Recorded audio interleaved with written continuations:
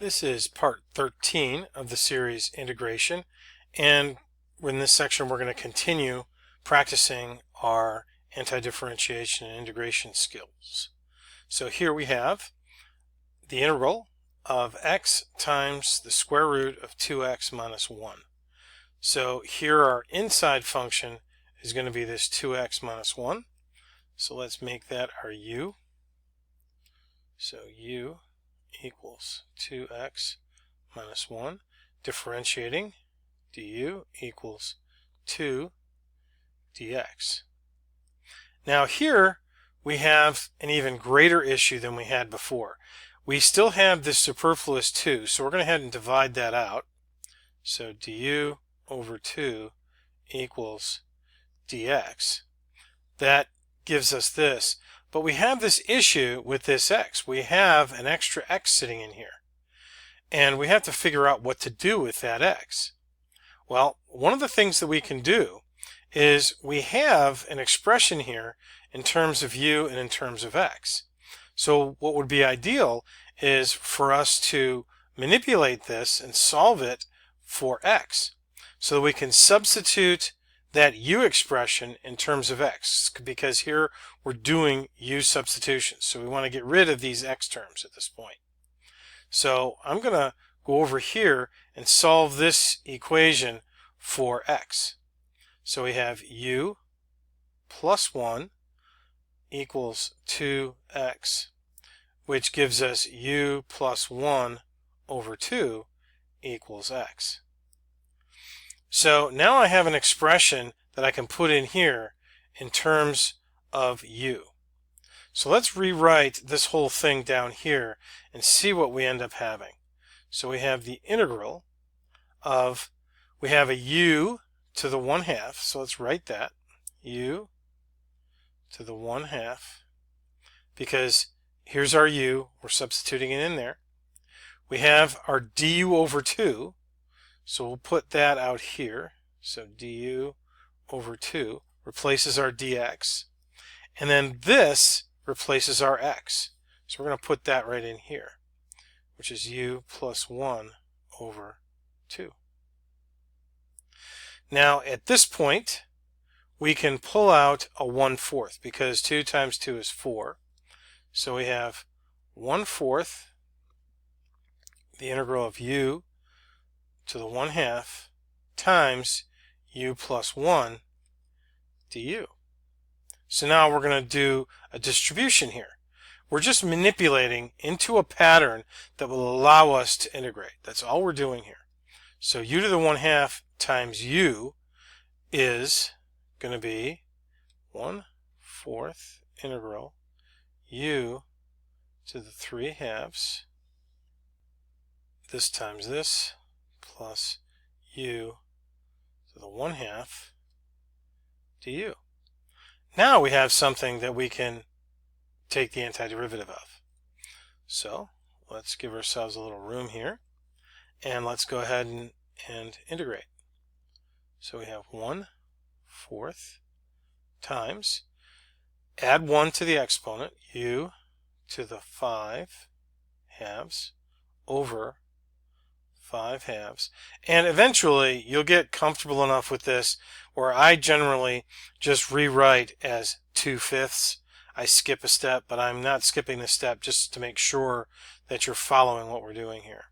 So this is u add 1, so we have 3/2 over 3/2 plus our constant of integration. Big mistake. People often miss this constant of integration. We need to make sure we remember to put that in there. So let's go ahead, give ourselves a little more space, and continue to rewrite. So 1/4 times 2/5 u to the 5/2 plus 2/3 u to the 3/2 plus c. So now we're going to distribute the 1/4 and back substitute our u, and our u was 2x minus 1. So This is 2 divided by 4 is 1/2. So this gives us 1/10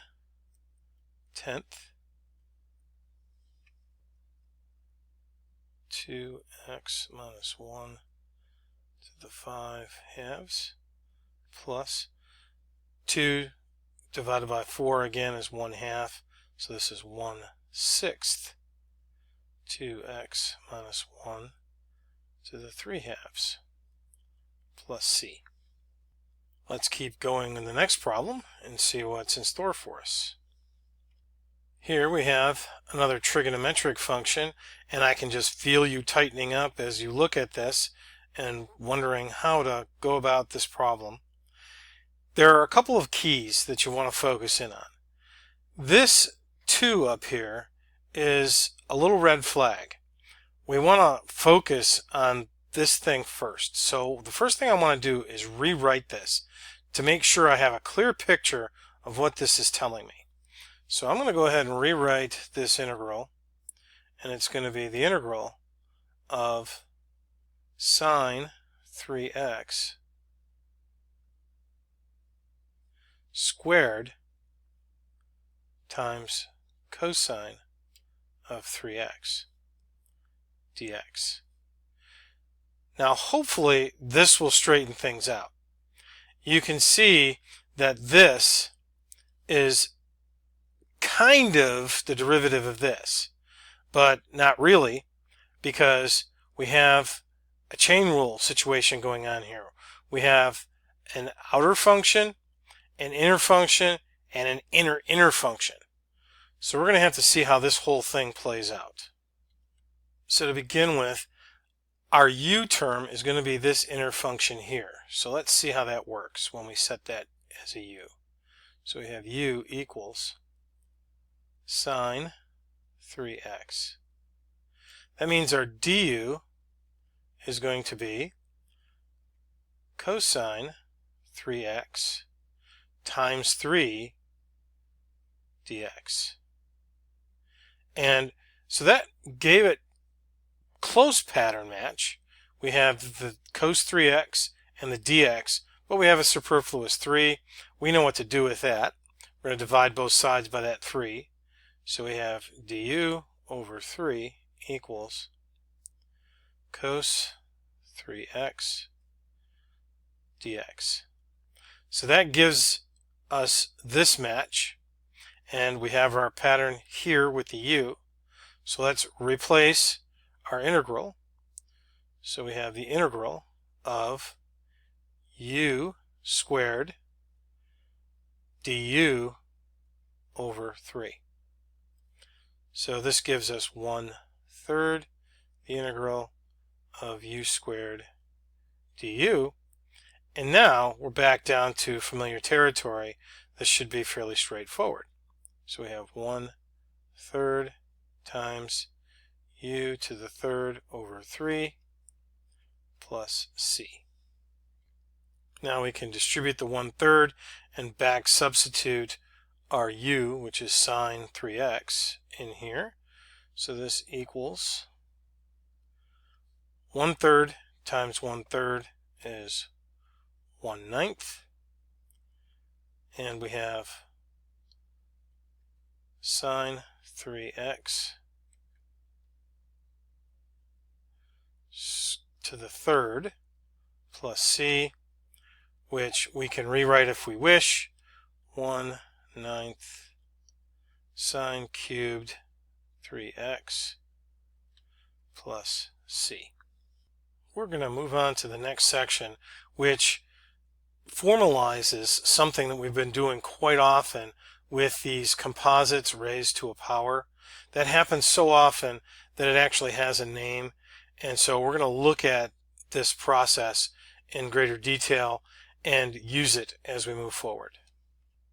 So this idea is the general power rule for integration, and it says that if g is a differentiable function of x, then the integral of g of x to the nth power times the derivative of g inside dx is equal to that inside function raised plus 1 exponent divided by the exponent plus 1 plus the constant of integration. And the assumption here is that n is not going to be equal to -1, because obviously this would be undefined in that case. Putting this into the terms of u substitution, if g of x equals u, then the pattern would be u to the n du, the integral of u to the n du equals u to the n plus 1 over n plus 1 plus the constant of integration, where n does not equal 1. Now this idea that we can't integrate something raised to the -1 power is simply saying that we do not yet know how to integrate something like this. And we're going to look at that as a special case in the future. But this is just a formalization of something we've already been doing with the general power rule for integration. Now let's go ahead and apply that. So here we have a composite raised to the 4th power, and hopefully the patterns are starting to emerge, and you can see the pattern recognition process becoming a little easier, at least with these basic functions. So here my u is going to be 3x minus 1, and my du is going to be 3 dx, so that matches that pattern. And so we can rewrite this by saying the integral of u to the 4th du, and that becomes u to the 5th over 5 plus c, back substituting 3x minus 1 to the 5th over 5 plus c. Let's keep going to the next problem. Now problems like this may confuse you at first. Don't fall into the temptation of multiplying through here, because you can see that this is the derivative of this. So our u is x squared plus x. Our du is 2x plus 1. Almost forgot the dx. And so here is our 2x plus 1 dx, so that's our du. And our u, so what we have is the integral of u du, which makes for a very simplistic antiderivative, u squared over 2 plus c, back substitute, x squared plus x squared over 2 plus c. And now on to the next problem. So for this composite, our u is fairly simple here. U equals x to the 3rd minus 2, and our du is 3x squared dx. And so that gives us our u, our du term, and then our u term. So rewriting, we have the integral of u to the 1/2 du. Now we'll use the general power rule. So we have u to the 3/2, and I'm going to go ahead, this should be over 3/2, but it's actually 2/3. I'm skipping that step where I invert the exponent here, plus c, and then let's go ahead and back substitute. 2/3 x to the 3rd minus 2 to the 3/2 plus c. Let's move on to the next problem.